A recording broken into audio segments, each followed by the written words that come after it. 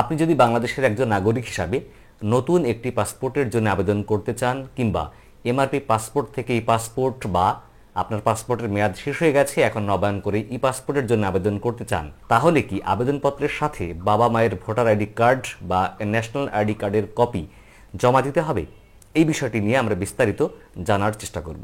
প্রথমে বলে রাখি, বর্তমানে যারা নতুন একটি ই পাসপোর্টের জন্য আবেদন করতে চাচ্ছেন বা এমআরপি থেকে ই পাসপোর্ট কিংবা পাসপোর্ট নবায়নের জন্য পাসপোর্ট অফিসে আবেদন করতে যাচ্ছেন, তাদের ক্ষেত্রে আমি অভিযোগ পাচ্ছি বা শুনতে পাচ্ছি বা আমার অনেক দর্শক মন্তব্য করছেন, জানতে চাইছেন যে সবার কাছ থেকেই বেশিরভাগ পাসপোর্ট অফিস কর্তৃপক্ষই বাবা মার এনআইডি কার্ডের কপি চাইছেন। তাহলে আমরা শুরুতে দেখে নেব যে অফিসিয়ালি বাংলাদেশ পাসপোর্ট ও ইমিগ্রেশন কর্তৃপক্ষের যে ওয়েবসাইট আছে সেখানে এই বিষয়ে কোনো নির্দেশনা আছে কিনা বা আসলে এই কাগজপত্র লাগবে কিনা।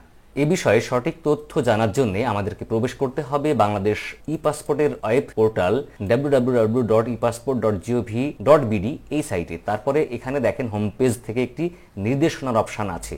এখানে অনেকগুলো ই পাসপোর্ট আবেদন সংক্রান্ত নির্দেশনা দেওয়া আছে।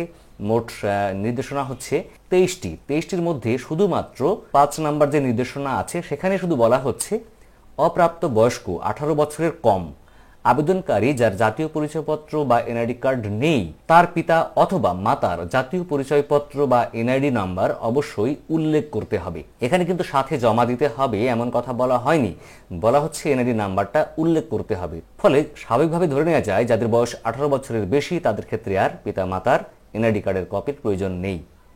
অন্যদিকে আমরা যদি দেখি যে এখানে পাসপোর্ট করতে কি কি কাগজপত্র লাগবে এই বিষয়ে এই ওয়েবসাইটে যে তথ্যগুলি দেওয়া আছে সেখানে কি লেখা আছে।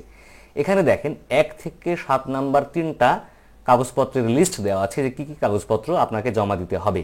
এর মধ্যে কোথাও কোনোখানে স্পষ্টভাবে উল্লেখ করা নেই যে পিতামাতার এনআইডি কার্ডের কপি জমা দিতে হবে।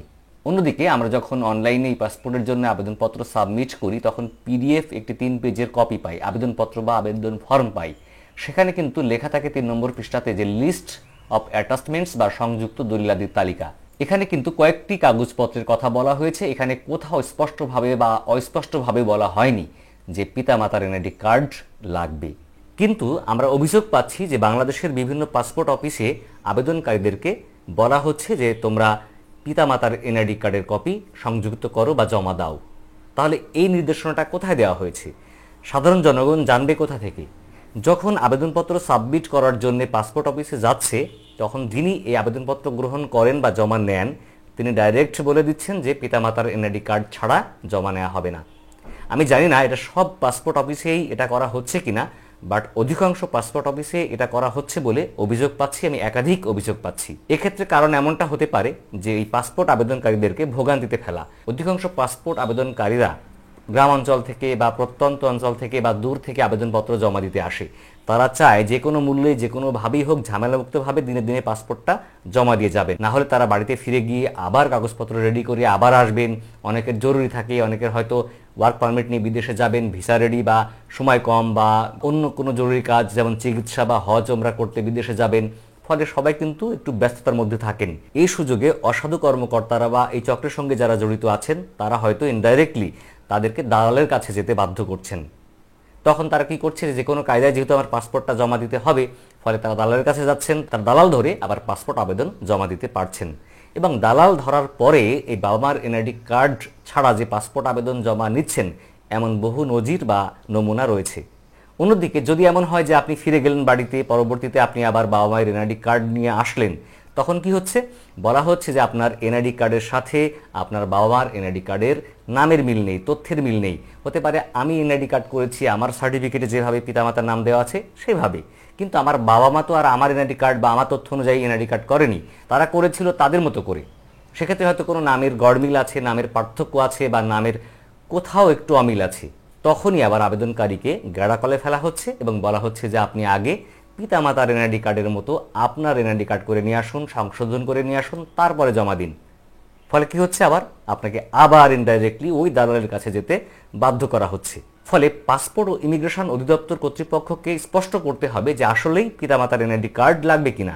যদি লাগে তাহলে সেটা ওয়েবসাইট উল্লেখ করুন, আপনার আবেদনপত্রে উল্লেখ করুন। তখন এটা স্বচ্ছতা আসবে এবং আমরা সবাই জানবো যে হ্যাঁ এটা লাগে। তখন আমরা প্রথমেই আবেদন করার সময় কাগজপত্রগুলো রেডি করে পরে পাসপোর্ট অফিসে আসব। কেননা বাংলাদেশি নাগরিক যারা, তারা ইতিমধ্যে অনেকেই আছেন যে একটি পাসপোর্ট পেয়েছেন, একাধিকবার পাসপোর্ট নবায়ন করেছেন, এখন ই পাসপোর্ট করতে গিয়ে এই সময় এসে কেন সকলকে পিতামাতার এনআইডি কার্ড জমা দেওয়া লাগবে। আমি চাই বাংলাদেশের নাগরিকরা যারা পাসপোর্ট আবেদন করবেন তারা যেন নির্বিঘ্নে, নির্ভুলভাবে, কোনো ঝঞ্ঝাট ঝামেলা ছাড়াই দালালের দ্বারস্থ না হয়ে পাসপোর্ট করতে পারেন। এই প্রত্যাশা ব্যক্ত রেখে বিদায় নিচ্ছি।